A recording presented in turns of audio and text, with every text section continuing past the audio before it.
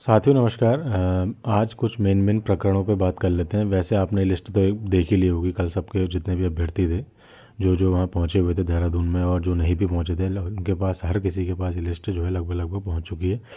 अब कुछ सवाल जो निकल के आ रहे हैं कि सर मेरिट कितनी गई, कम गुणांक वालों का क्या होगा, और यूपी डीएलएड वाले, एनएस डीएलएड वाले जो होल्ड पे रखे गए हैं उनका क्या होने वाला है, और ब्रिज कोर्स वालों का क्या मुद्दा है। इन चीज़ों पर, कुछ चीज़ों पर चर्चा कर लीजिए और बात कर लीजिए क्या क्या है। तो इन बारे में बात कर लेते हैं। और बाकी आपने लिस्ट देख ही ली होगी लगभग लगभग हर किसी कैंडिडेट ने, क्योंकि देखिए लिस्ट ऐसी है, इस लिस्ट में आप लोग क्या कर सकते हैं, ज़्यादा से ज़्यादा भी इन नंबरों को चेक करके इनके गुणांक मैच कर सकते हैं कि किस किस अभ्यर्थियों को किस किस गुणांक पे हुआ है। तो एक अंदाज़ा आपको मिल सकता है। आप लोग वहाँ की प्रत्यावेदन लिस्ट उठाइए, और इस बंदे का जो चमोली है जनपद, चमोली जनपद का क्या है, जिस अभ्यर्थी का नाम आपको दिख रहा है प्रीति नेगी, आपने देखा होगा टॉप लिस्ट में थी वहाँ पर तो यहाँ पर भी इसका नाम टॉप लिस्ट में है। भूपेश सिंह, कमलेश राणा, ऐसे चमोली में आप चेक करिए और इनके हिसाब से आप प्रत्यावेदन लिस्ट में इनके नाम चेक करिए।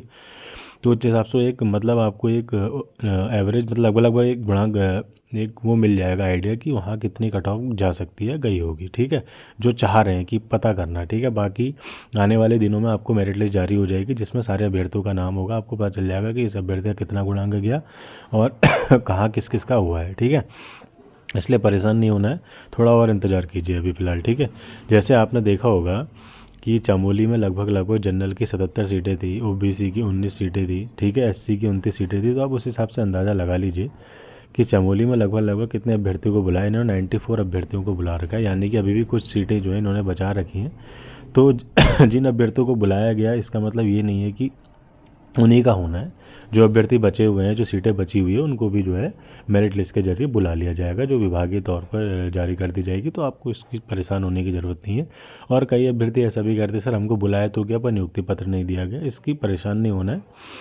कुछ कारणों की वजह से नियुक्ति पत्र नहीं दिए गए हैं, वो नियुक्ति पत्र आपको मिल जाएंगे संबंधित जिले में जहाँ आपने आवेदन भरे थे।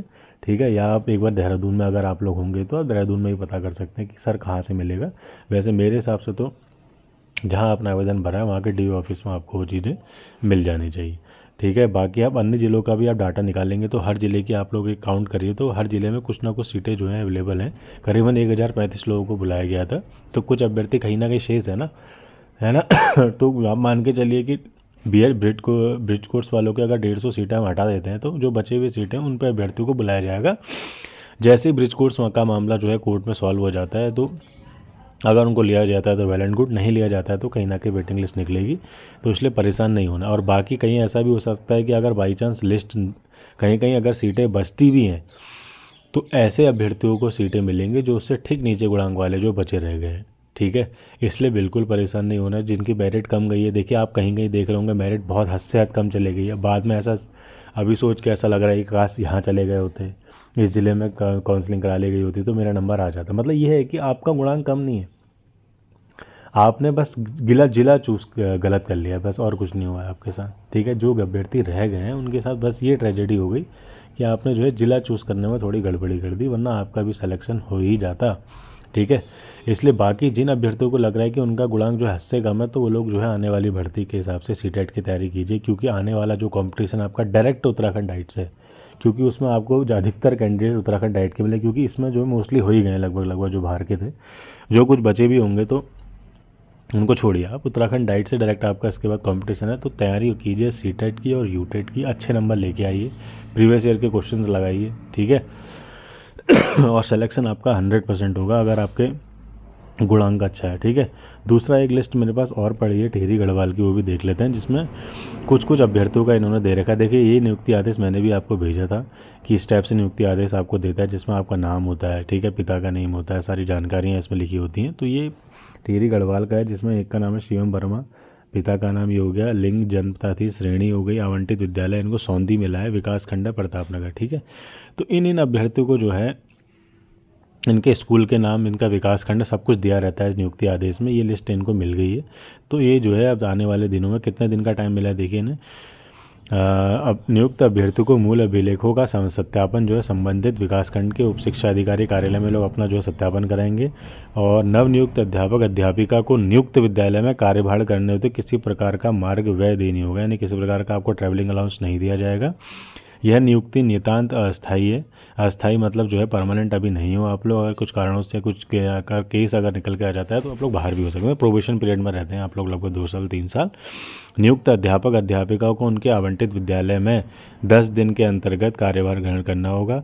निर्धारित अवधि के अंतर्गत कार्यभार न करने की दिशा में सारी जिम्मेदारी आपकी होगी। ये सब चीज़ें हैं। बाकी आपने इसमें ये लोग एक हुआ उसकी हवाला दे देते हैं कि नियुक्ति इसके अंदर अधीन रहेगी, तो ये हमेशा से होता हुआ है। फिर बाकी मैंने इसके रिगार्डिंग आपको काफ़ी चीज़ें पहले ही बता दी थी कि क्या कहते हैं इतनी इतनी डिटेल्स रहेंगी और इतने इतने दिनों के अंदर आपको कार्यभार ग्रहण करना होगा। ठीक है, तो इस चीज़ को लेके बिल्कुल परेशान नहीं होना है कि सर क्या हो रहा है क्या नहीं हो रहा है। और बाकी मैंने आपको यूपी डीएलएड वालों के रिगार्डिंग और एनएस डीएलएड वालों के रिगार्डिंग भी चीज़ें बता दी हैं कि उनके जो है अभी डॉक्यूमेंट्स होल्ड पर रखे गए निदेशालय में। जैसे ये सारी चीज़ें वेरीफाई हो जाती हैं तो आने वाले आज से 7-8 दिनों के अंदर अंदर आपको भी चीज़ें देखने को मिल जाएंगी कि आपको लिया जा रहा है नहीं लिया जा रहा है। ठीक है, जिनके एकदम करेक्ट होंगे उनको 100% लिया जाएगा। जिनके उसमें थोड़ी बहुत गड़बड़ी पाई जाएगी उनको थोड़ा दिक्कत हो सकती है। तो इसलिए ये मत सोचिएगा कि हमें होल्ड पर रखा है तो हमारा होगा नहीं होगा। ठीक है, होल्ड पे रखने का ये मतलब बिल्कुल नहीं होता। आपके पास डॉक्यूमेंट्स चेक हो रहे हैं। ये चीज़ें ऐसी थोड़ी सेंसिटिव भी हैं, समझ सकते हैं कि अभी सबको नियुक्ति मिल रही तो आपके अंदर अंदर भी चल रही होंगी कि सर हमें ही मिल जाती है, जल्दी क्यों नहीं हो रहा है, ऐसा हमारे साथ ही ऐसा क्यों हो रहा है। ये चीज़ें स्वाभाविक हैं। ठीक है, इसलिए बिल्कुल परेशान नहीं होना, थोड़ा सा वेट और कीजिए। जैसे ही सारी लिस्ट जारी हो जाती हैं तो आपको भी जो है देखने को मिल जाएगा कि यूपी डीएलएड वालों को जो है और एनएस डीएलएड वाले भी भर्ती में शामिल होते हैं, आपको दिख जाएंगे कुछ दिनों में। और उसके बाद क्या कहते हैं बीएड ब्रिज कोर्स वालों का मामला तो अभी कोर्ट में है।